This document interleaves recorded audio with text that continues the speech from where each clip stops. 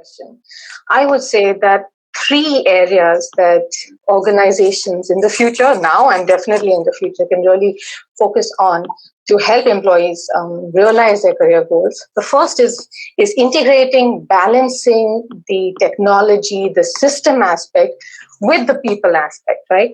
So, for instance, we had not only about 200,000 employees sharing their career goals in 6 months' time, but we also had the highest ever participation and engagement with our other career enablement programs, whether it was a 360 degree, whether it was mentoring, whether it's a high potential program, because now it's all kind of put together in one place where they could see the value add and how the little bits and pieces kind of join together.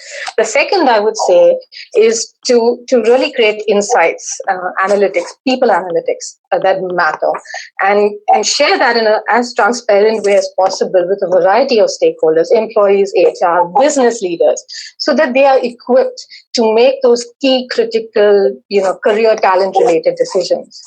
And the last thing, and I really circle back to it, is employee experience, right? That is the key differentiator.